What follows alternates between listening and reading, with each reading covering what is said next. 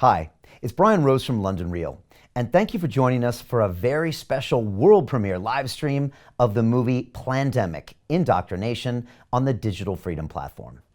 As many of you know, on April 6th of 2020, we broadcast a conversation on London Real with David Icke that became the second largest YouTube live stream in the world that day, only behind that of the President of the United States, Donald Trump. With 65,000 concurrent viewers, nearly 4 times our previous live stream with Icke, this episode was expected to reach 40 million views, making it the largest video podcast in human history. Unfortunately, just 30 minutes later, the entire live stream episode was deleted and banned on YouTube, with no explanation and no communication with us. We decided that this censorship was unacceptable and in direct conflict with our mission here at London Real, to create a mass-scale transformation of humanity into a fully empowered, conscious, and cooperative species. So we fought back and created the Digital Freedom Platform, a censorship-free, independent broadcasting system that is of the people, by the people, for the people, and available exclusively on our website at freedomplatform.tv. This was only made possible thanks to the generous donations of over 35,000 people around the world we affectionately call the London Real Army. They donated their hard-earned money so we can broadcast important ideas in an unscripted, unedited, and uncensored manner and fight back against illegal censorship from these trillion-dollar technology companies. Our supporters are fighting with us on the front lines to protect our most basic and fundamental human right, that to freedom of speech. I might not agree with everything you have to say, but I will defend to the death your right to say it. The Digital Freedom Platform is now broadcast game-changing interviews with thought leaders such as Dr. Rashid Buttar, Robert F. Kennedy Jr., Dr. Judy Mikovits, Nobel Prize winner Professor Michael Levitt, Dr. Sherry Tenpenny, Professor Emeritus Noam Chomsky, Dr. Andrew Wakefield, Professor Dolores Cahill, General Robert Spalding, Dr. Andrew Kaufman, and many, many more. These conversations were live streamed uncensored to millions of viewers, and we are extremely proud of what we have accomplished together so far. But we have only begun. As I've said before, we are not here to take part, we are here to take over. For anybody wanting to join us and become a founding member of the Digital Freedom Platform, you can visit freedomplatform.tv/give to donate and fight with us on the front lines to protect our human rights. Today, I am very excited to be working with Mikki, the director of Plandemic, and his incredible team in order to live stream to the world this game-changing film. Can everyone watching now please share this link via the sidebar to any and all of your social media channels? Let me repeat that. Can everyone watching please share this link now via the sidebar to any and all of your social media channels? This is important. Simply ask your friends and family to give us 15 minutes and then they can decide. Your share could make a real difference to the outcome in these very challenging times. I make this pledge to you now, that none of Plandemic, Indoctornation, or anything else we stream will be edited, censored, removed, or banned, and that anybody in the world can watch the full version free at freedomplatform.tv/movie. On a personal note, these past few months have been some of the most challenging of my entire life. My reputation has been questioned in the press, my business is under threat, and my basic human right to express myself is being denied every single day. But this has also been the most empowering time of my life, with millions of people from around the world rising up and voicing their support for our movement. As a result, I have never been so steadfast in my convictions to fight for these basic, fundamental human rights, to freedom of speech and freedom of the press. And that is why we are broadcasting here today. At London Real, we have been a platform for free speech since 2011, and I am excited to exclusively live stream the world premiere of Plandemic, Indoctornation right now. Before we start, please share this link via the sidebar to all of your social media accounts. Your single post could make the difference in our battle against the tyranny of censorship. Thank you, and enjoy the film.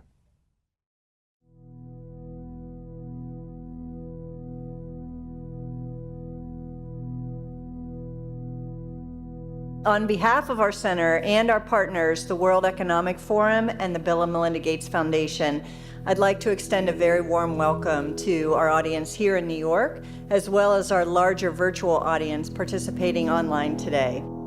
The Event 201 scenario is fictional. Today's scenario is going to simulate meetings of a multi-stakeholder group called the Pandemic Emergency Board. We're at the start of what's looking like it will be a severe pandemic. And there are problems emerging that can only be solved by global business and governments working together. There's been some conspiracy theories that are around about the potential that pharmaceutical companies or the UN have released this for their own benefit. And maybe this is a time for us to showcase some cases where we are able to bring forward some bad actors and leave it before the courts to decide whether they have actually spread some fake news. A new coronavirus. Infected people got a respiratory illness with symptoms ranging from mild flu-like signs to severe pneumonia. In related news, a significant demand for personal protective equipment like N95 masks and gloves are on the rise. Patients are overwhelming healthcare facilities. People are avoiding public spaces out of fear of infection and in compliance with public health recommendations. Our U.S. affiliate has just released polling results on public expectations for a vaccine, and 65% of those polled are eager to take the vaccine, even if it's experimental. I'm not optimistic about having a vaccine in time to be relevant during this pandemic. With enough money and political will, anything is possible. Penalties have been put in place for spreading harmful falsehoods, including arrests. If the solution means controlling and reducing access to information, I think it's the right choice. What exactly are the risks and benefits of staying home from work? Absolutely, we need to save lives, but we literally cannot afford a heavy-handed response that suffocates our economy. The world saw large-scale protests and in some places riots. This led to violent crackdowns in some countries and even martial law. The public lost trust in their respective administration. Economists say the economic turmoil caused by such a pandemic will last for years. The societal impacts, the loss of faith in government, the distrust of news, and the breakdown of social cohesion could last even longer. We have to ask, did this need to be so bad?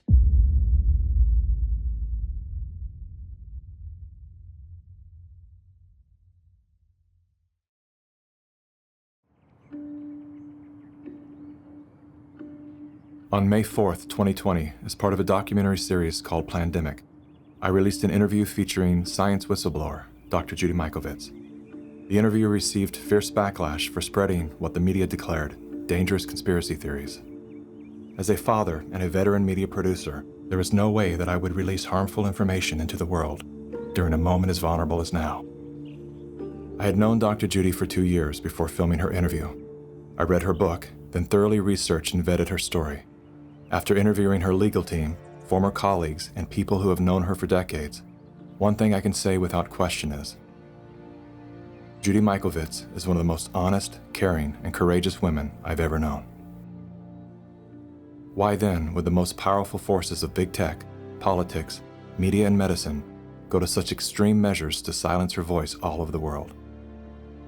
And why did all of the debunkers invest so much ink and airtime defaming Dr. Judy's character while avoiding very real revelations pertaining to patents, conflicts of interest, and the deadly corruption pervading our global health organizations?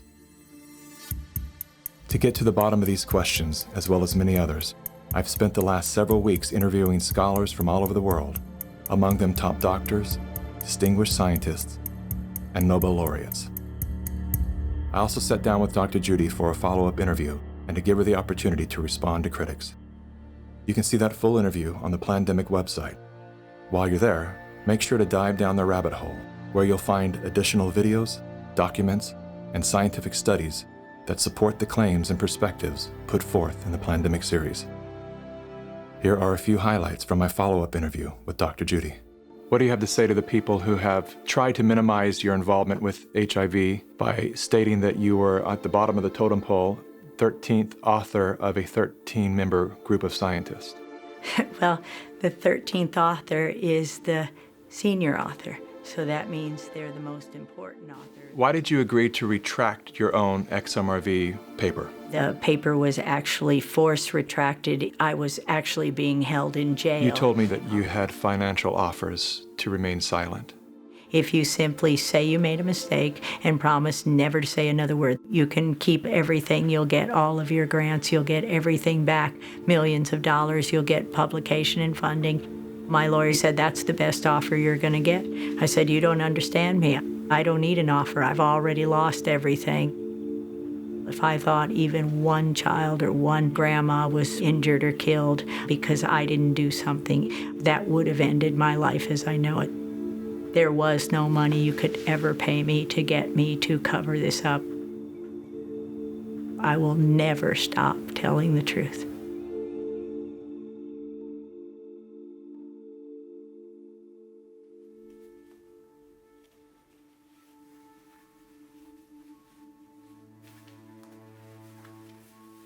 I'm the developer of Linguistic Genomics, which was the first platform on which you could determine the intent of communication rather than the literal artifact of communication.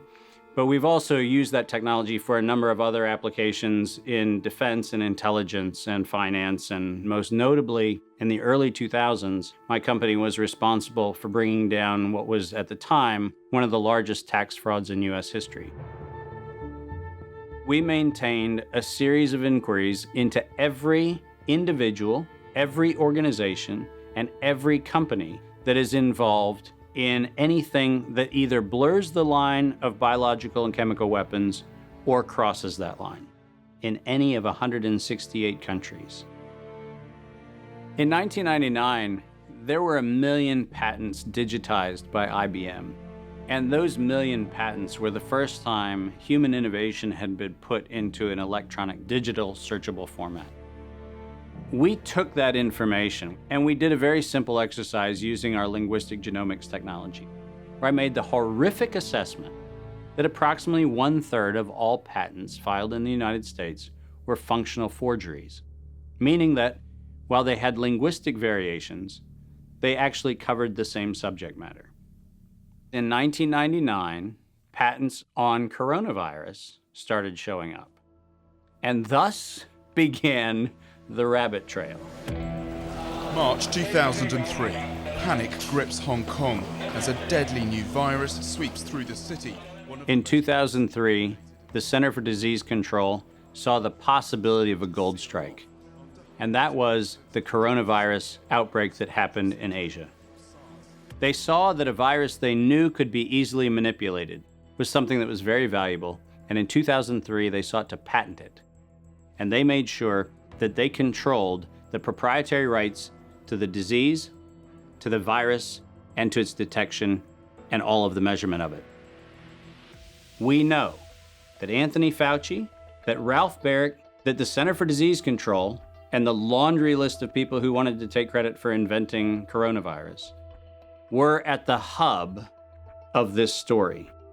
From 2003 to 2018, they controlled 100% of the cash flow that built the empire around the industrial complex of coronavirus. The World Health Organization has officially named the novel coronavirus the novel coronavirus outbreak. The World Health Organization has declared an international public health emergency. While we know that the coronavirus manipulation started with Dr. Ralph Baric in 1999. The major characteristics of SARS, MERS, and SARS coronavirus 2. It's a good way for you. Ralph Baric is the researcher at the University of North Carolina, Chapel Hill, who's famous for his chimeric coronavirus research. In 2002, there was a recognition that the coronavirus was seen as an exploitable mechanism for both good and ill. On April the 25th, 2003, the U.S. Center for Disease Control filed a patent on the coronavirus transmitted to humans. Under 35 U.S. Code Section 101, nature is prohibited from being patented. Either SARS coronavirus was manufactured, therefore making a patent on it legal, or it was natural, therefore making a patent on it illegal. If it was manufactured, It was a violation of biological and chemical weapons, treaties, and laws. If it was natural, filing a patent on it was illegal. In either outcome, both are illegal.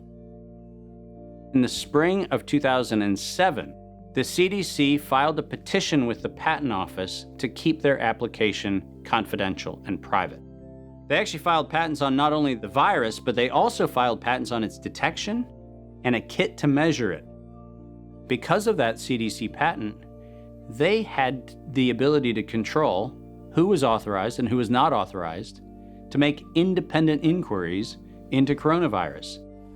You cannot look at the virus, you cannot measure it, you cannot develop a test kit for it. And by ultimately receiving the patents that constrained anyone from using it, they had the means, they had the motive, and most of all, they had the monetary gain from turning coronavirus from a pathogen to profit. Developing and owning a coronavirus vaccine has become a biotech arms race with political overtones. This vaccine gold rush is starting to bother me. Gold rush. Let's keep that in mind. And so somewhere between 2012 and 2013, something happened. The federal funding for research that was feeding into places like Harvard, Emory, University of North Carolina, Chapel Hill, that funding suddenly became impaired by something that happened at the NIH, where the NIH got this little tiny moment of clarity and said, I think something we're doing is wrong. And in 2013, the NIH said, gain-of-function research on coronavirus should be suspended. The National Institutes of Health had a moral and social and potentially legal reason to object to research. But the letters that were sent to the researchers essentially said, you are receiving notice that we're telling you to stop. And now on the bottom of the page, we're going to clarify what stop means. Keep going. But when the heat gets hot in 2014 and 15, what do? You offshore the research.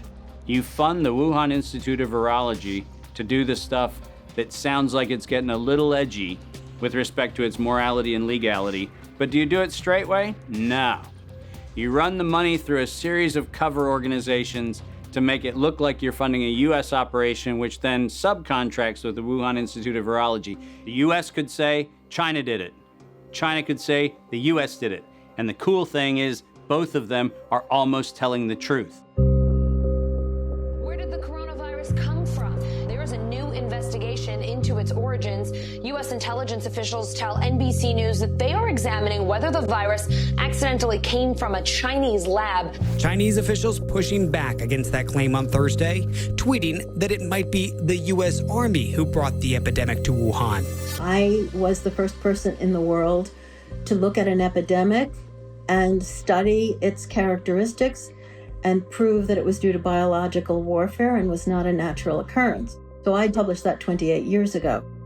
Early in this pandemic, I did not think the coronavirus was a natural occurrence from bats. I feel quite convinced that this was a laboratory-designed organism. There have been hundreds and hundreds of leaks from high-containment laboratories that do research on pathogenic coronaviruses and other potentially lethal organisms. I was particularly interested in a paper that came out in Nature Medicine by 5 scientists claiming it was definitely a natural occurrence rather than a lab construct. But the arguments they used did not hold water. They didn't really make a lot of scientific sense. And yet all kinds of very important people started parroting what this paper said. And so that, of course, got me scratching my head saying, why are these people risking their reputation when it's obviously illogical, doesn't hold water? Somebody must have made them publish this, and somebody must have told these other people that they have to say it's a great piece of science. You were quoted as saying it was a meticulous job done professionally. It could be done by somebody very expert in molecular biology, I think. Et c'est pas naturel, c'est ce que vous voulez dire? Non, ce n'est pas naturel, c'était un travail de professionnel, un travail de biologiste moléculaire. C'est un travail très minutieux, on peut dire d'horloger, on peut dire au niveau des séquences. Mais dans quel but? Dans quel but, ça, ce n'est pas clair. Moi, j'expose, si vous voulez, mon travail, c'est d'exposer les faits, c'est tout. See, the problem with all of this is the evidence is right in front of our face.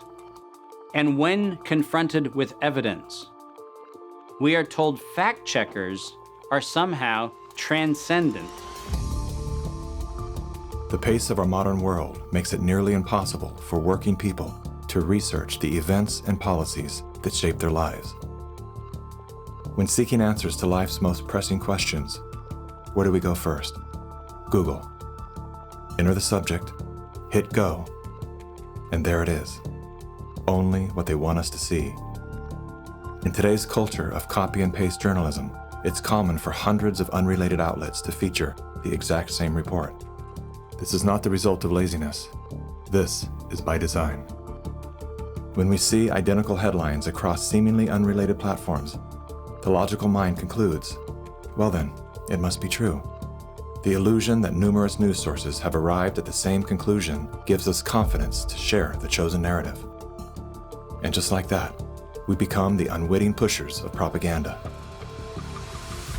Search engines are the holy grail for those seeking to control the narrative. Google is already more powerful in terms of its control over people's lives than almost every government on the planet. As the most influential search engine in the world, through its ubiquitous reach, Google has more power to influence U.S. elections than any foreign nation. You testified before this committee. You said in subsequent elections, Google and Facebook and Twitter and big text manipulation could manipulate as many as 15 million votes in a subsequent election? And the methods that they're using are invisible, they're subliminal, they're more powerful than most any effects I've ever seen in the behavioral sciences, and I've been in the behavioral sciences for almost 40 years. The blacklists is something that Google said didn't exist, and they testified that under oath. And nothing but the truth, so help you God. I do. Now, me as an engineer, I just did a search on Google's internal search engine, and guess what I found? It had blacklisted search terms like cancer cures. Why is Google deciding what people can and cannot search for? What was once an efficient tool for navigating the world of information is now a network for global surveillance, data collection, and social engineering. Now let's take a look at a few of the most commonly used fact checkers, beginning with Snopes. The husband and wife duo of David and Barbara Mickelson founded Snopes.com in 1995. They have no journalism background or training whatsoever. They built their fact-checking empire by using Google as their primary verifying source. The Mickelsons divorced in 2015. Barbara sued David for embezzling money that he had allegedly spent on prostitutes, as well as a lavish honeymoon with his new wife, who worked as an escort in Las Vegas before joining the Snopes cast of characters. In 2017, David Mickelson's new business partners filed a lawsuit accusing Mickelson of multiple counts of fraud and embezzlement. Snopes proclaims to be the internet's go-to source for discerning what is true and what is total nonsense. Yet one glance at their history of fact-free checking tells another story. When Dr. Mikovits claimed she was arrested without a warrant and jailed without a charge, Snopes rated her statement false. Had they bothered to explore the arrest documents, they would have seen that indeed there was neither a warrant nor signatures to officiate a charge, a fact that I confirmed with members of Dr. Mikovits' legal team. Was there a search warrant? No. And was she ever charged? No. Never charged with a crime. 100% correct. Judy has never been charged with any crime. Facebook's fact-checking arm, PolitiFact, is owned by the Poynter Institute, which has received substantial funding from big pharma allies such as Google and the Bill and Melinda Gates Foundation. Like Snopes, PolitiFact has a history of misleading the public. In late January of 2019, PolitiFact, Snopes, and FactCheck.org raced to squash the notion that coronavirus and its treatments were patented. They reviewed only 3 of the 4,452 publicly available patents, which unmistakably show that SARS coronavirus detection and treatment had been widely patented by both the public and private sectors. Facebook's founder pledged to the WHO, saying they would remove false claims and block exploitative ads. They're working with the World Health Organization and with the NHS, so they have a hotline, if you like, from those official sources. Wikipedia is the go-to destination for introductions to people, places, and things. Even the all-knowing Amazon Alexa calls on this digital encyclopedia. Alexa, who is Dr. Judy Mikovits? According to Wikipedia, Judy Ann Mikovits is a former American research scientist who is known for her discredited medical claims. She has been described as an anti-vaccination activist and a promoter of conspiracy theories, and has been accused of scientific misconduct. Wikipedia is supported by the Wikimedia Foundation, a nonprofit parent organization with a long history of politically tied funders. Many named, many anonymous. What exactly does a Wikipedia donor receive in exchange for their generosity? What began as an unbiased open source platform is now weaponized to undermine the work and reputation of anyone deemed a threat to its stakeholders. And once they smear you, they lock you out for making corrections to your own bio. In summary, most independent fact-checkers are neither independent nor factual. Simply put, they are political spin machines. And so what they have done is they've decided that there's an approved narrative. If it is in line with the CDC's public pronouncements, and if it's in line with the World Health Organization public pronouncements, it is presumed to be correct. I don't have to remind many Americans that the Center for Disease Control was the one that said you should use DDT in your homes. Used right, it is absolutely harmless to humans and animals. Remember the name, DDT. It spells certain death. A scientific panel today reported that pesticides may indeed represent a grave threat to mankind. Remember the swine flu scare of 1976? That was the year the U.S. government told us all that swine flu could turn out to be a killer, and Washington decided that every man, woman, and child in the nation should get a shot to prevent a nationwide outbreak, a pandemic. Well, 46 million of us obediently took the shot. Did anyone ever come to you and say, there's the possibility of neurological damage if you get into a mass immunization program? No. No one ever did? No. I can't believe that they would say that they did not know that there were neurological illnesses associated with influenza vaccination. That simply is not true. We did know that. Then he's lying. I guess you would have to make that assumption. Then why does this report from your own agency list neurological complications as a possibility? You didn't feel it was necessary to tell the American people that information. Dr. Censor's CDC also helped create the advertising to get the public to take the shot. The vaccines are safe, so roll up your sleeve. And now Americans are claiming damages from Uncle Sam amounting to $3.5 billion. By far the greatest number of the claims, 2/3 of them, are for neurological damage or even death. There are serious concerns tonight about how well the CDC controls dangerous germs at its own labs after yet another safety lapse. For the third time in a month, the CDC acknowledged deadly pathogens were handled incorrectly in government labs. That CDC is the CDC that allegedly is looking out for your public health. When we start with the assumption that the official dogma has to be the objective standard, then what fact checkers look for is a piece of published media that confirms the statement made by that particular organization. And then debunkers and conspiracy theorist blower-uppers come in and say, we're gonna make this thing clearly the scam that it is. Every media outlet that is in the public media right now has planted evidence, and they have re-ranked pages. So if you look today at face mask wearing, and if you look today at social distancing studies, you will see the studies that used to be number 1, number 2, number 3 on the pages of PageRank search don't exist anymore. And what is there are studies that wind up having headlines that support the common narrative. You're going to be hearing more about advanced guidelines. Because if you can keep people from assembling, guess what they're not talking about? They're not talking about the issues of the campaign. If you can keep people in their homes, the only source of information that you can have is what you curate for them.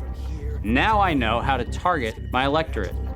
They're in the only place I allow them to be, being fed the only message I'm allowing them to hear, through a media that I control.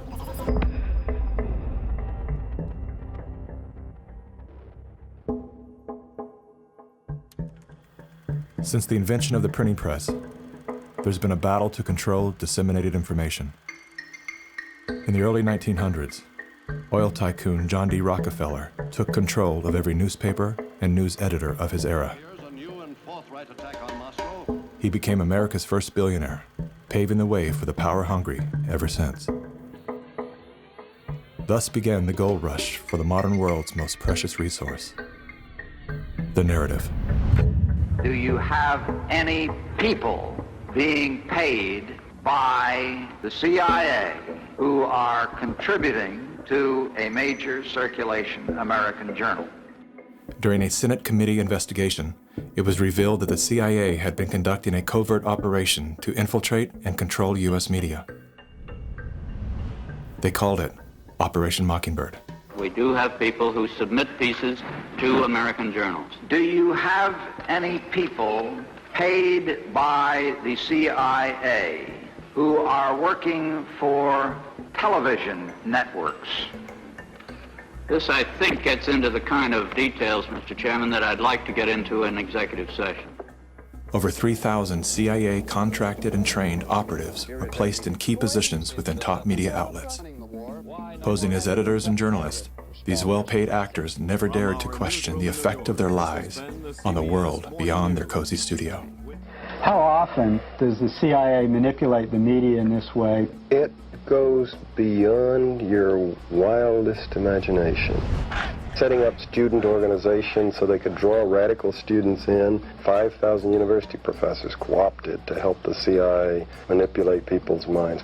Journalists in the U.S., including big-name journalists, co-opted to function routinely to help the CIA put out stories and biases to the world. As this 1952 CIA memo says, the aim is controlling an individual to the point where he will do our bidding against his will. It's a great brainwashing process to change the perception of reality of every American to such an extent no one is able to come to sensible conclusions in the interest of defending themselves, their families, their community, and their country. Would you say that continues today? Well, I would think probably for a reporter it would continue today, but because of all of the revelations, I think you've got to be much more careful about it. So how do we know that Operation Mockingbird still isn't in effect? Well, we don't. It was the Telecommunications Act of 1996 that opened the door for predatory corporations to monopolize the industries of print and broadcast. This bill protects consumers against monopolies. It guarantees the diversity of voices. Today, a handful of corporate empires own and control the vast majority of everything you read, hear, and watch. From the biggest movie studios, television and radio networks, newspapers and magazines, to the vast universe of internet news and entertainment sites. Amazon has transformed its operations in response to COVID-19 to protect employees and keep packages flowing. The company is keeping its employees safe and healthy while still delivering those packages to your doorstep. The company is keeping its employees safe. The company is keeping its employees safe. Millions of Americans staying at home are relying on Americans staying at home.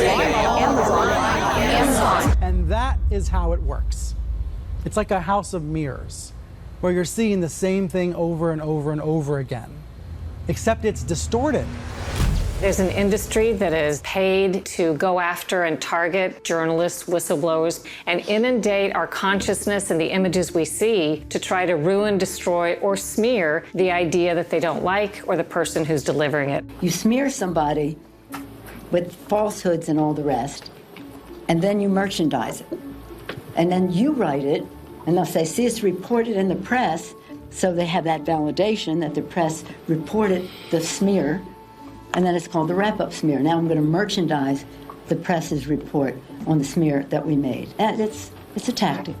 Welcome back, everybody. News personalities are not the only high-paid actors to serve the propaganda machine.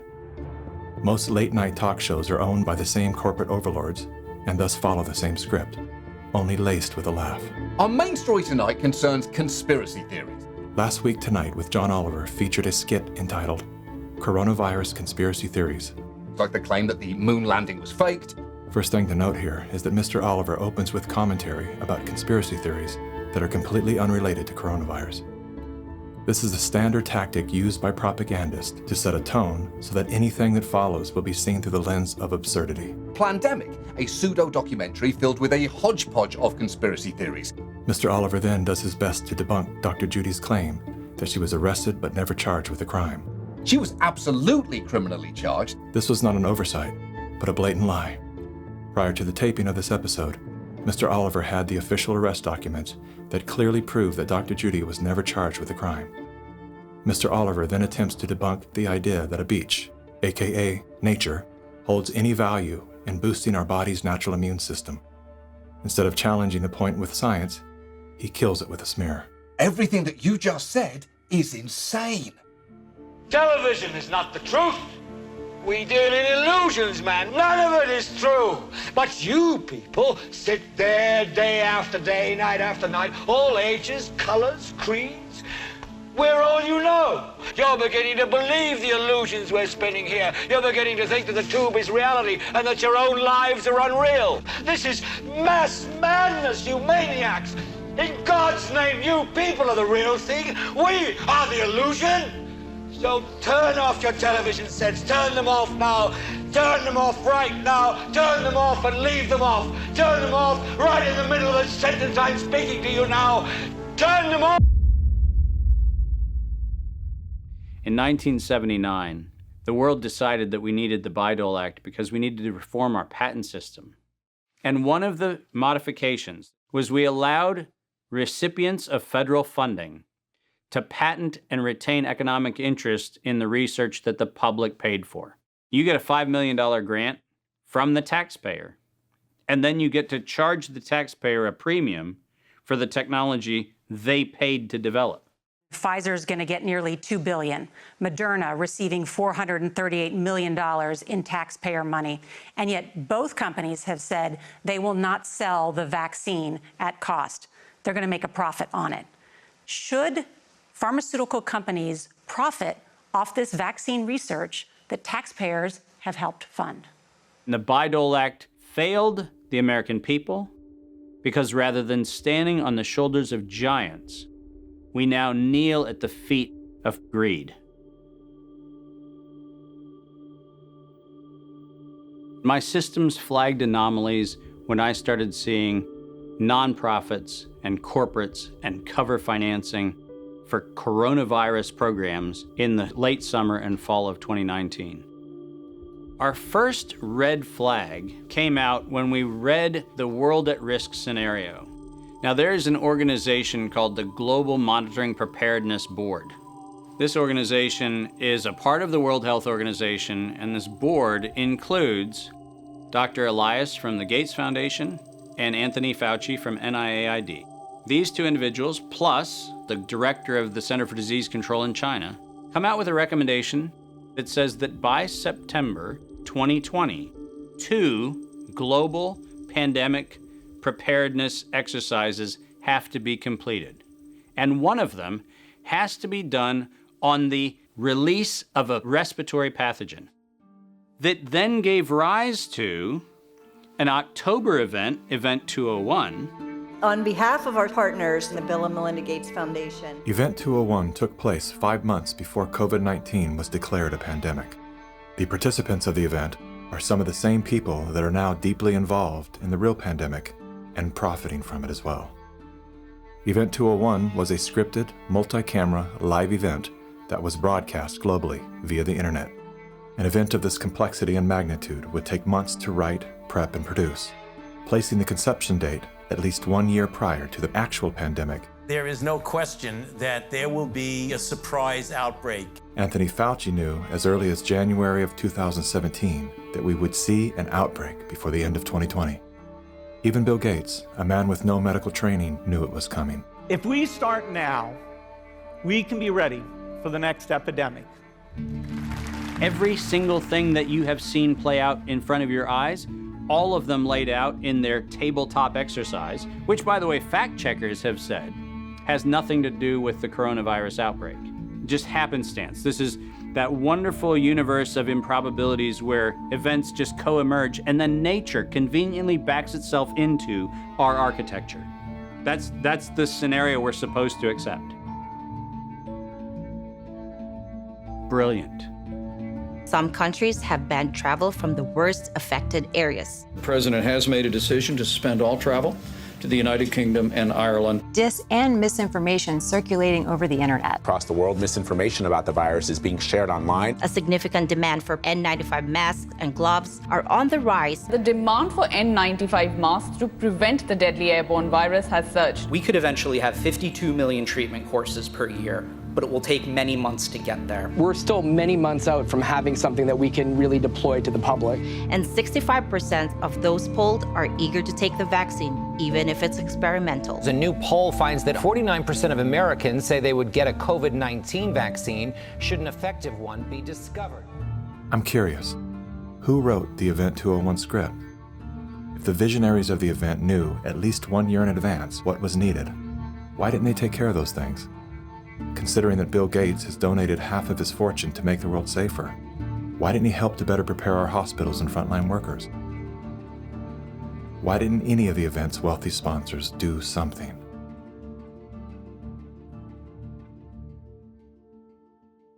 Now here we are. You know, we didn't simulate this, we didn't practice. On behalf of our partners in the Bill and Melinda Gates Foundation. So both the health policies and economic policies, we find ourselves in uncharted territory.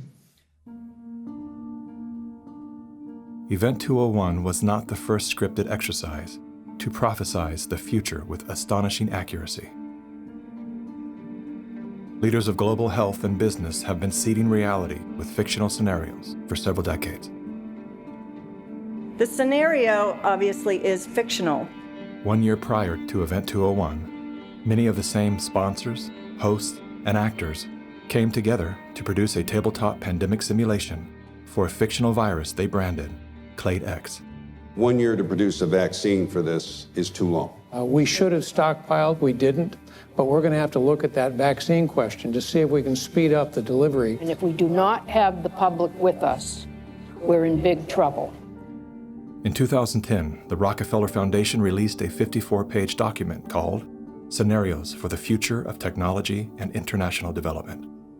Page 18 features the pandemic scenario, Lockstep, a world of tighter top-down government control and authoritarian leadership, with limited innovation and growing citizen pushback. China's government was not the only one that took extreme measures to protect its citizens from risk and exposure.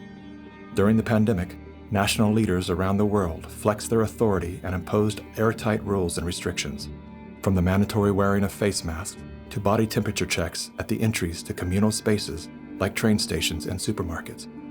Even after the pandemic faded, this more authoritarian control and oversight of citizens and their activities stuck and even intensified. We are living in a time where leadership, unfortunately, is compromised. And by that I mean that individuals are placed in power for their ability to be influenced, not their merits of leadership. Nothing could be clearer than the leadership of the World Health Organization.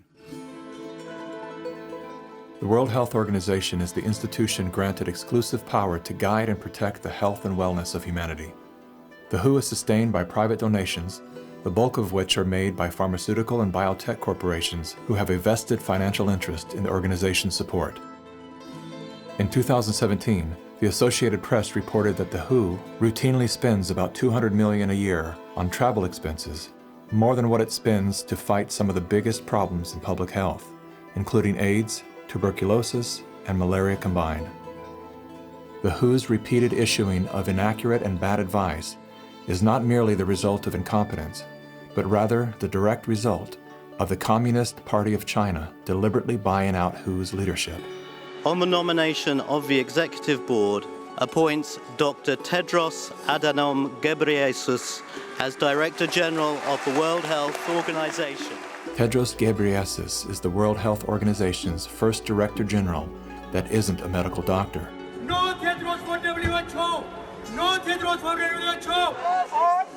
The appointment to the organization's highest position was controversial, given that in his previous role as Ethiopia's health minister, Tedros was accused of covering up 3 major health epidemics. Tedros is no stranger to controversy. As a former Minister of Health in Ethiopia, he has been accused of an alleged cover-up of 3 possible cholera epidemics.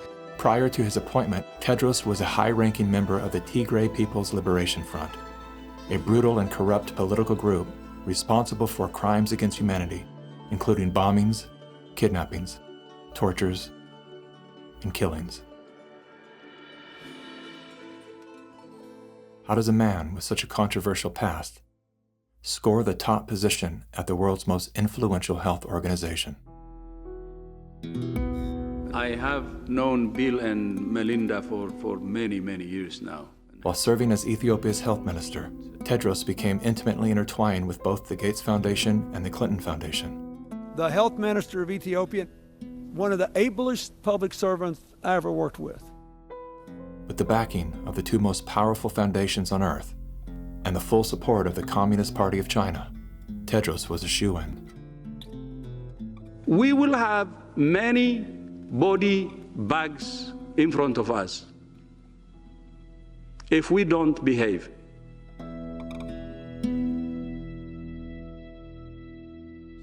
You cannot find a person promoting this scenario that's not part of the interlocking directorates of the World Health Organization, the CDC, the NIAID, or the organizations that are the philanthropic cover organizations that fund them.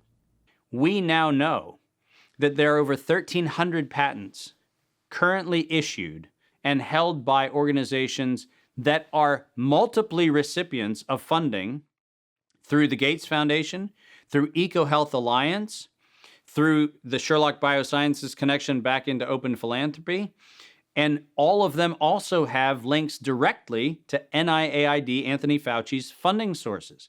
If you have conflicts of interest in the funding and in the decision-making and in the inside knowledge that you have between competing or competitor organizations, that is a violation of the antitrust laws of the United States.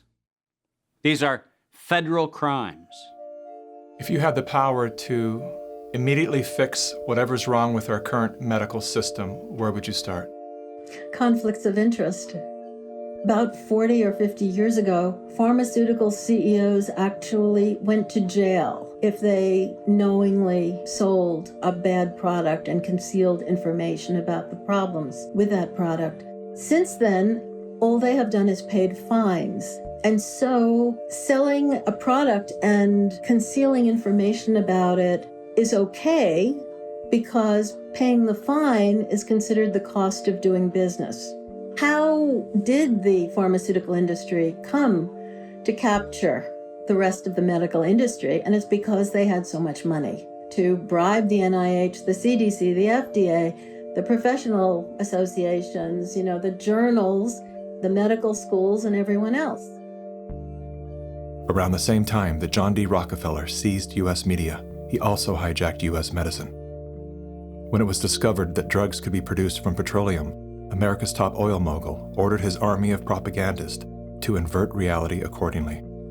Medicines used for thousands of years were suddenly classified as alternative, while the new, petroleum-based, highly addictive, and patentable drugs were declared the gold standard. After buying the German pharmaceutical company that manufactured chemicals of war for Adolf Hitler, Rockefeller leveraged his political influence by pressing Congress to declare natural healing modalities unscientific quackery. Rockefeller then took control of the American Medical Association and began offering massive grants to top medical schools under the mandate that only his approved curriculum be taught. Any mention of the healing powers of herbs, plants, and diet was erased from most medical textbooks. Doctors and professors who objected to Rockefeller's plan were crucified by the media, removed from the AMA, and stripped of their license to teach and practice medicine. Those who dared to speak out were arrested and jailed. When evidence began to emerge that petroleum-based medicines were causing cancer, Mr. Rockefeller founded the American Cancer Society, through which he suppressed that information. John D. Rockefeller is duly credited as the founder of the pharmaceutical industry, and the reason that medical error is currently the third leading cause of death in America. This is not an indictment against doctors. More than anyone, they are under the stranglehold of the single largest lobbying power in Washington. Every year, the pharmaceutical industry spends at least twice the amount as big oil to influence laws, policies, and public perception. Thanks to Mr. Rockefeller, the architect of American monopolies, no industry has more power over our lives than Big Pharma. Part of the problem, and this, by the way, goes back to the 1980s with Microsoft, is Bill Gates found out that it was very difficult to manufacture a way to navigate through the patent universe, saying that it's Microsoft holding the patents. And he became the architect of a very cunning program of putting patents in holding companies that didn't have anything to do with the name of the organization. According to legend, young Bill Gates built his computer empire out of his garage. Reality tells another story, that Bill Gates was born into wealth and privilege. Both his grandfather and great-grandfather were banking moguls. His father, William Gates Sr., was a prominent Seattle-based lawyer and political lobbyist. Through his father, Bill Gates learned the ins and outs of law and politics and how to manipulate those governing forces. I'm Bill Gates, chairman of Microsoft. Bill Gates dropped out of college to start Microsoft. He is credited with inventing the operating system that became Windows. However, he played no part in the invention of Windows. The fact is, he bought an existing operating system from Seattle Computer Products, had it modified, then licensed it to IBM. That didn't stop him from taking all the credit. I don't see Bill Gates as this great creative person. I see him as an opportunist.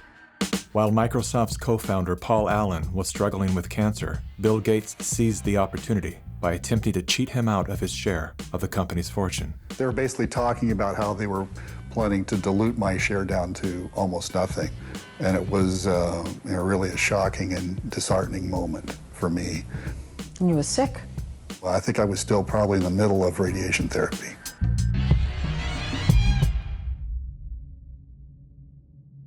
Gates' business strategies came under fire in 1998 when the United States Department of Justice sued Microsoft for antitrust violations. This is tape 3 of the videotape deposition of Bill Gates on September. During the 18-month trial, Gates gave hours of videotape testimony. What were the non-Microsoft browsers that you were concerned about in January of 1996? That month. Yes, sir. And what about it? What non-Microsoft browsers were you concerned about in January of 1996? I don't know what you mean concerned. What is it about the word concerned that you don't understand?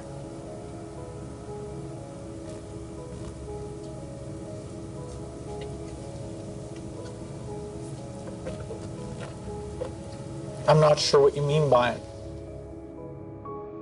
The Justice Department has charged Microsoft with engaging in anti-competitive and exclusionary practices designed to maintain its monopoly in personal computer operating systems.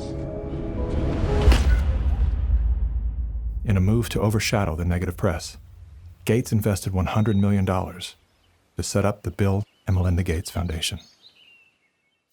Overnight, Bill Gates transformed his public image from ruthless tech monopolizer to the world's most generous philanthropist. I'm pleased to announce that we're pledging an additional $1 billion to... We had the chance to witness Bill Gates 2.0, the man you don't know. The rebranding campaign paid off. His net worth swiftly doubled, earning Bill Gates the title of richest man in the world. You've invested $10 billion in vaccinations over the last 2 decades, and you figured out the return on investment for that, and it kind of stunned me. Can you walk us through the math? In a Wall Street essay, Bill Gates declared vaccines the best investment I've ever made. There's been over a 20-to-1 return. So if you just look at the economic benefits, that's a pretty strong number compared to anything else. The Gates Foundation expanded rapidly into a massive, vertically integrated, multinational corporation, controlling every step in a supply chain that reaches from its Seattle-based boardrooms to the villages of Africa and Asia. Is the world's largest private philanthropy causing harm? The Bill and Melinda Gates Foundation has made millions of dollars each year from companies blamed for many of the same social and health problems the foundation seeks to address. The Gates Foundation has investments in 69 of the worst polluting companies in the U.S. and Canada. Other companies in the foundation's portfolio have been accused of transgressions, including forcing thousands of people to lose their homes, supporting child labor, defrauding and neglecting patients in need of medical care. The Gates Foundation has not provided details.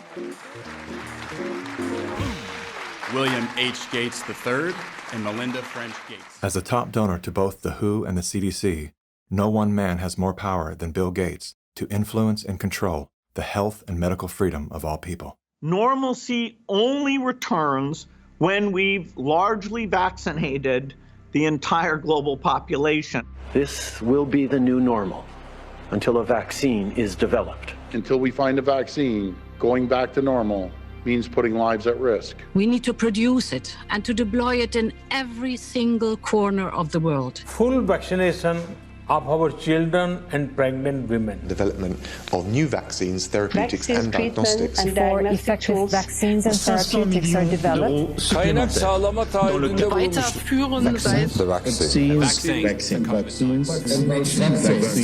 We've already bought the syringes. We already know where it's going to happen. We're thinking about what that's going to be. It's all part of this plan. Our military is now being mobilized, so at the end of the year, we're going to be able to give it to a lot of people very, very rapidly. In 1986, President Ronald Reagan signed the National Childhood Vaccine Injury Act, granting total immunity to vaccine manufacturers. After a decade of lawsuits related to vaccine injuries and deaths, vaccine makers were going bankrupt. In a move to coerce policymakers, vaccine companies threatened to stop making vaccines until they could be legally shielded from liability. To this day, when someone is injured or killed as the result of an adverse reaction, it is the U.S. taxpayers that pay for the damages. Welcome back. Were several Indian tribal girls used as guinea pigs? The report alleges that 2 American pharma giants' untested vaccine was administered to thousands of tribal girls without proper study and paperwork. India was among the hardest hit after Bollywood celebrities were incentivized by the Gates Foundation to urge the public to submit to mass vaccinations. In 2009, tribal children were administered the HPV vaccine. Over 24,000 girls were told they were being given wellness shots, in many cases without the informed consent of a parent or a guardian. The people that were administering these vaccines lied to the guardians of these girls and told the girls, oh, this is going to cure cancer, you're never going to have cancer. And these girls became severely injured. Some of them developed seizures, some of them developed cancer, and 7 girls died. And there was no insurance, there was no assistance for them. And the Gates Foundation denied that it had been clinical trials. And it was so bad that the parliament in India created a task force, they studied it, and they kicked out the Gates Foundation. But India is a barbaric country. Things happen here in a very barbaric way. But I was surprised to find an American organization operating in broad daylight, doing things in a very, very, let's say, Indian fashion. And so the route I took was that I want the whole procedure to be investigated. The Indian Parliament formed a committee, and it was to me a rather surprising move because you generally don't often have such a high-level inquiry into matters affecting poor people. And that was such an extraordinary report. I don't think Indian Parliament has ever come out with such a scathing report. And the government officials came up and said, we shouldn't have authorized this. We're sorry. We're not going to allow them again. And now they're back doing their same old tricks again. The good news is that human clinical trials can start as early as July 2020 for India's first COVID-19 indigenous vaccine that's been developed by Bharat Biotech. So you can imagine how the manipulation of the media, by the media, the manipulation of public opinion by leaders from all political parties unanimously saying, we want a vaccine. And the worst thing is they are taken as philanthropists, whereas what this actually is the acquisition of political and financial power. And I think the second most populous country with 1.3 billion people is going to be a good base for pharmaceutical companies to make a killing and also kill a lot of people in the process. Yes, I just find it a pity that we haven't been able to get any benefit for the girls who suffered, you know. It's so terrifying as to what they're actually doing with the world. We're taking things that are, genetically modified organisms, and we're injecting them in little kids' arms. We just shoot them right into the vein. A 2018 scientific study released in the International Journal of Environmental Research and Public Health concluded that over 490,000 children in India developed paralysis as a result of the Gates-supported oral polio vaccine that was administered between the years of 2000 and 2017. Using all the usual sleight of hand, US-based media and fact-checkers rushed to bury the story.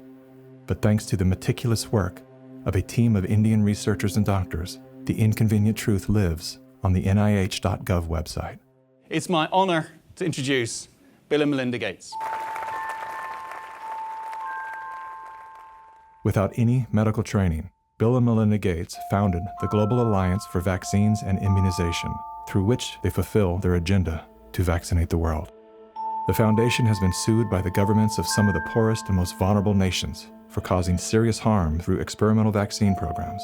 If you just look at healthcare workers around the world, they deserve to get the vaccine first. Here in the United States, really, it's going to be Black people who really should get it first, and many Indigenous people. Vaccines were always taught to us that it was safe, it was healthy, this is things that we had to do. But given the position that I am in now as a state legislator, and looking at these studies and reviewing a lot of these studies, it's very scary. And I want the African American community to open up their eyes. Of all the places that Mr. Gates could have gone in the world, why did he settle on Africa? It's not because he cares about people that look like me. He cares about an agenda.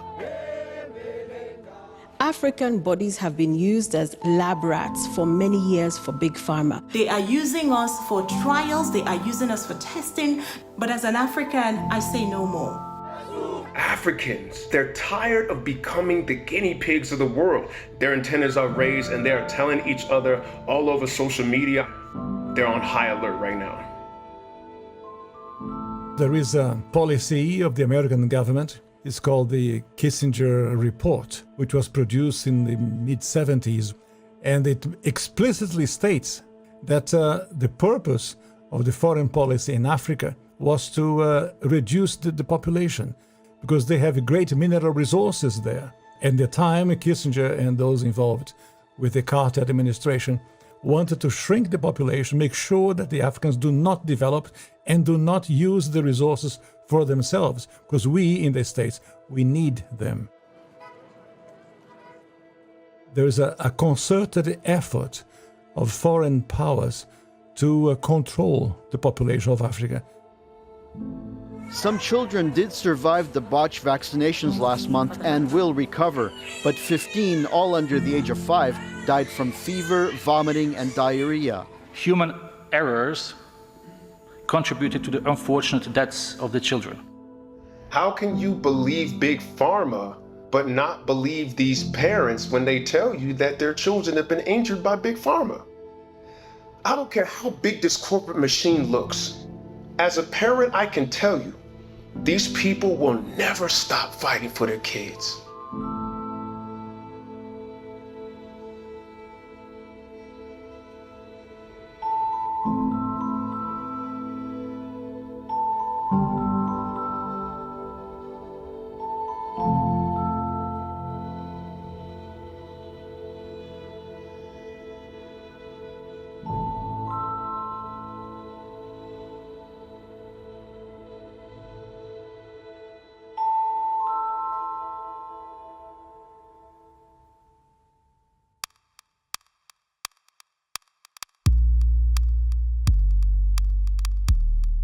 It would take hours to list all of the questionable initiatives that Bill Gates is involved in. Here's a few of the highlights. Gates is one of the key funders in the stratospheric-controlled perturbation experiment designed to block out the sun in an effort to control global warming by releasing massive amounts of calcium carbonate and other materials into the upper atmosphere. Critics, including environmental scientists, have called the project a global genocide experiment. Gates has invested over $1 billion in Earth Now's global surveillance project.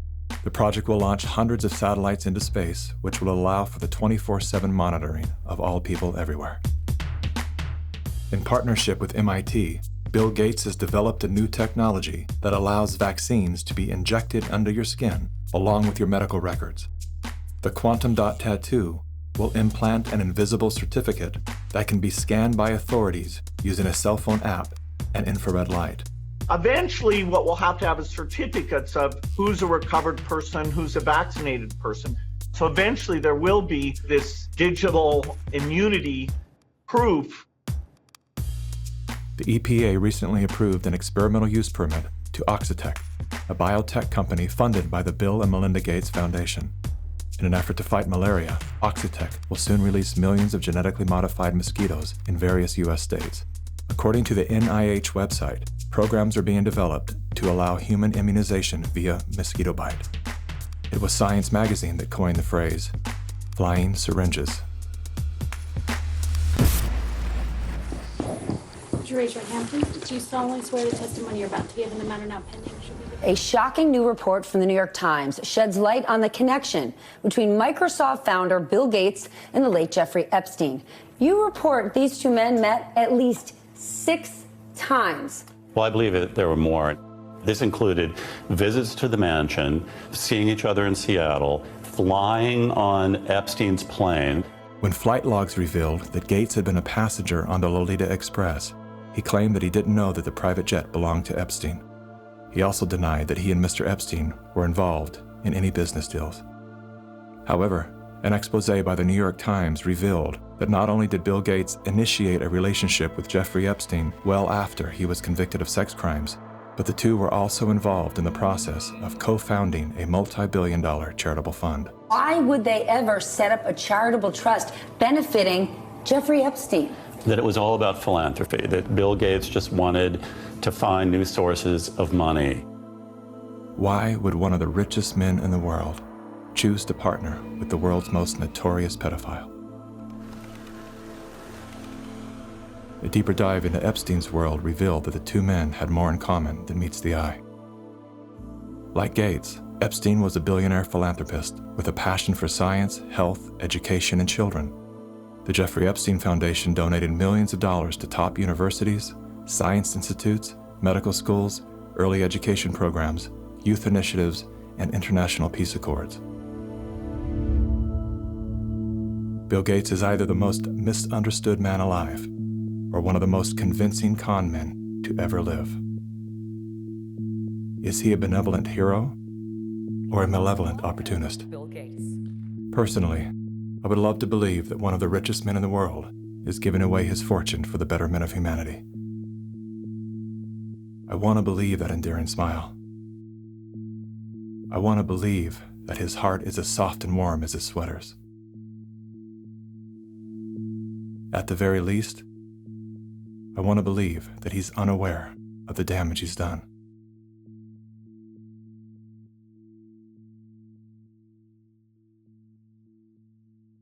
I'm happy to announce that we've discovered a vaccine. We no longer have to live in fear. Everyone can get back to their normal lives. It's the great hope galvanizing the world. A vaccine for COVID-19. But are we being sold a lie? After all, COVID-19 is the 7th coronavirus to strike mankind, and we've never found a vaccine for any of them. The shortest time anybody's ever found a vaccine against any disease that I'm familiar with is about 7 years. The average time is 20. To be talking about a magic bullet coming in months, it borders on the absurd. People like myself and Tony Fauci are saying 18 months. A year to a year and a half. If everything went perfectly, we could do slightly better than that. But there will be a trade-off. We'll have less safety testing than we typically would have. And so governments will have to decide, do they indemnify the companies and really say, let's go out with this? Something that people should know about COVID-19 vaccines is they fall today under the PrEP Act, which came into being after 9/11 and after an anthrax scare. And this law gives virtually blanket liability protection. It's basically impossible to get any kind of compensation if you're injured. So people need to understand that if you take COVID-19 vaccines, you are absolutely on your own. If you're permanently injured, if you lose your job, if your healthcare expenses go through the roof, tough luck. Volunteers all across the country began getting shots today as part of the final phase of testing for an experimental vaccine being developed by the NIH and the drug company Moderna. The side effects for the Moderna vaccine sound concerning. We looked. After the second dose, at least 80% of participants experienced a systemic side effect.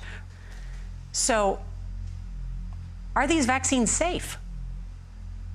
Well, the FDA, not being pressured, will look hard at that. The FDA is the gold standard of regulators, and their current guidance on this, if they stick with that, is very, very appropriate. And the side effects were not super severe. That is, it didn't cause permanent health problems for the things there. Moderna did have to go with a fairly high dose. And so, to get the antibodies. This isn't a vaccine story. This is a population management story. If your goal is to make this beautiful earth that we live on an exclusive playground for the entitled few, then populations that get in the way are a problem.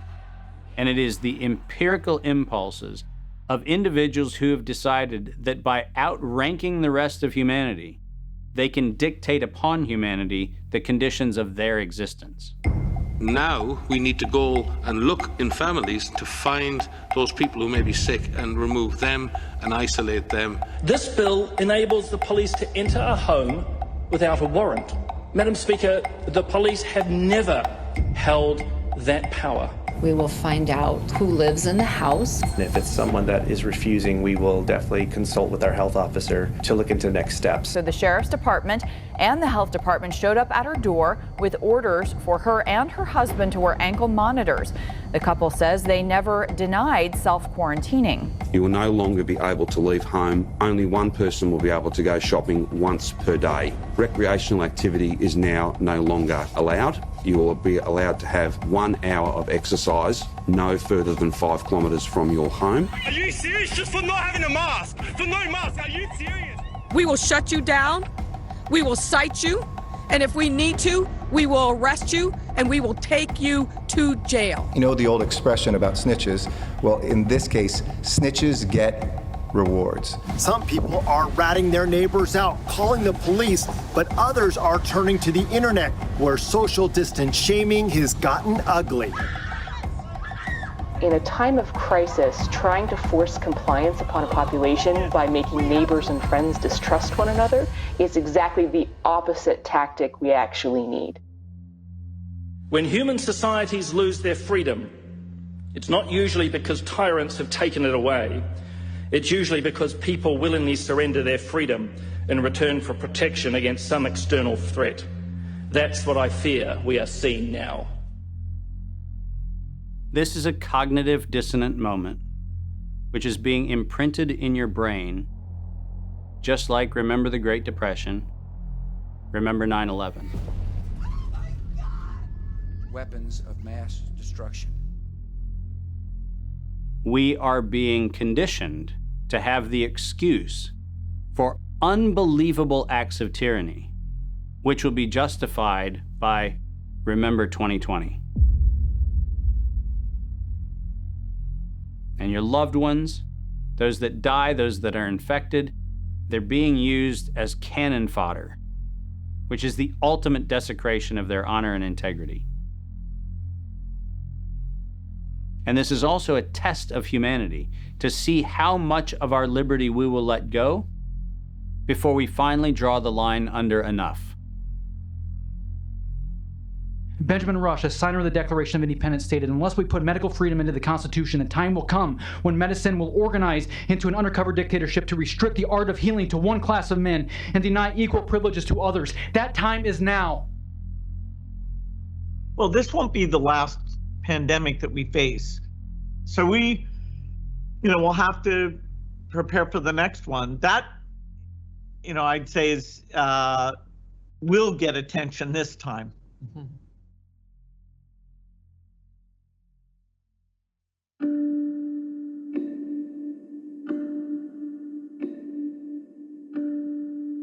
This is not a time for us to go in a mob frenzy, find the perpetrators and haul them into the town square and pillory them. This is a moment for us to recognize that every decision that is being made today by any of the conspiring parties made perfect sense in each increment when each one of those decisions was made.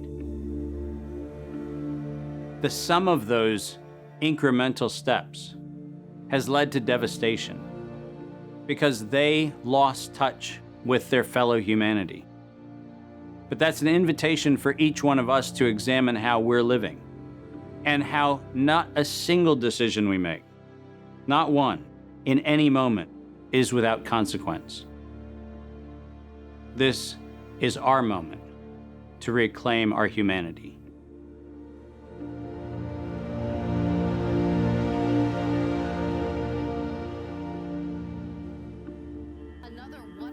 Our lives are shaped and guided by stories.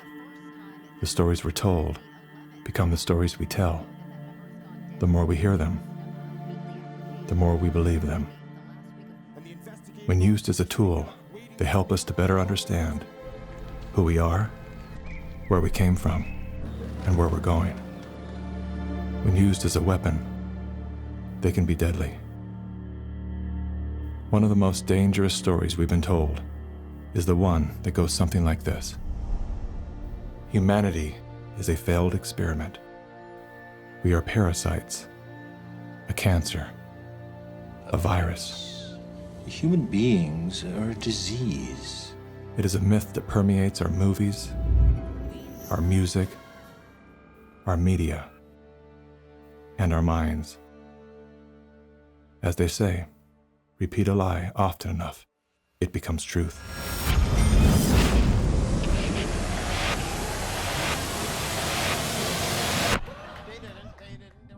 Perhaps that was the goal of the authors of that story. We feel too afraid to have kids because we feel that we're heading towards civilization breakdown as a result of Fear shuts down the part of our brain designed to solve problems. Without that ability, we look for others to guide and save us. In doing so, we lose touch with our most primal nature. We forget that we are an extension of the most brilliant and resilient ecosystem in the universe. We stop eating food grown from the earth and begin consuming products processed from machines. We trade medicines that heal for drugs that harm. We abandon love and liberty for debt and dependency. The good news is, our story is not over. The climax has yet to come. That moment when the hero rises from defeat, summoning a force they forgot they had. A force within, a force of nature.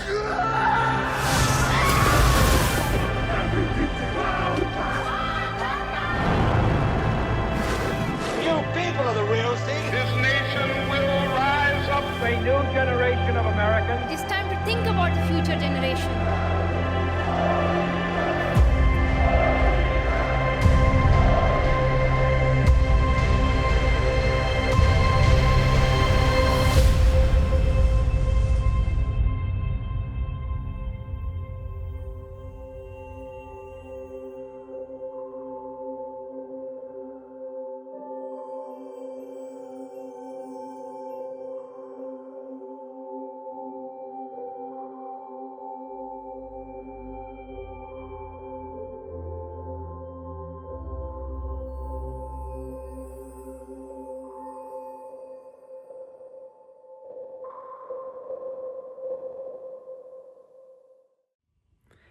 And that is the conclusion of Plandemic Indoctrination. Wow. I hope you enjoyed that film as much as I did. I just want to say a massive thank you to every single member of the London Real Army worldwide, the over 35,000 people who donated to create the digital freedom platform that was used to stream this film to you absolutely free.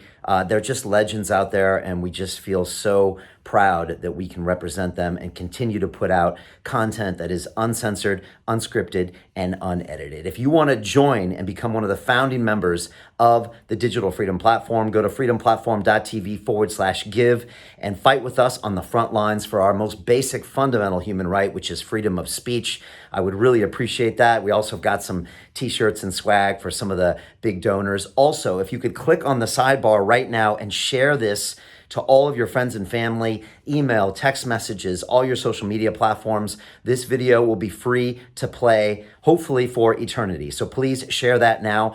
Also, there are downloadable clips, small pieces of the movie that you can go to right now and upload to your social platforms or share with anyone out there. So there's a whole list of those. You can click on that and download it and put it on Instagram or YouTube or Facebook, etc. Also, on top of that, if you wouldn't mind, sign our open letter. I wrote it to governments, to media companies, to regulators. It's freedomplatform.tv/letter. We've got over 200,000 signatures, and we really want to show these governments that we want the legislation for digital freedom of speech. Super, super important. Also, big announcement. I've got the director, Mikki Willis of Plandemic, on London Real. And it's happening Wednesday, August 19th at 5 p.m. UK time. That will be streamed live on the Digital Freedom Platform. So we're super excited to talk to Mikki all about the movie, how he made it, what the narrative was, everything that's going on in his mind. So I'm super excited about that. And look, finally, we have the London Real Academy. So if we can help with anything that you need, whether that means starting a business or starting a podcast or anything, that's what we do. We're specialists at that, and I would really love to help you all out. So again, thank you so much. I really appreciate all of the members of the London Real Army and everyone who donated their hard-earned money to fight with us on the front lines for your human rights. Again, freedom of speech and freedom of the press. It's so important to be able to stream these things now because we're not getting any help from these trillion-dollar technology companies, from our governments, from mainstream media. So I really appreciate everybody in the London Real Army. Again, if you want to be a founding member, go to freedomplatform.tv/give. And finally, always join us and follow us on LondonReal.tv. We've got over 800 incredible conversations. Follow us on Instagram and our social platforms. Subscribe on YouTube because we are just getting warmed up. As I said before, we are not here to take part. We are here to take over. And I believe that censorship is one of the greatest enemies we have right now. And look, I might not agree with everything you have to say, but I will defend to the death your right to say it. So join me on the front lines. I appreciate you so much. Let's get this movie out to as many people as possible, hopefully billions, and let's really create a change and build a world that we'll be proud to pass on to our children and our grandchildren. So on behalf of myself and the whole team here at London Real, thank you so much for being a part of this. Thank you, Mikki Willis and the team, for making this incredible documentary. Now let's go out there and create real change and really make this world a much better place. All right? Much love from me. Sending you all the best. Take care.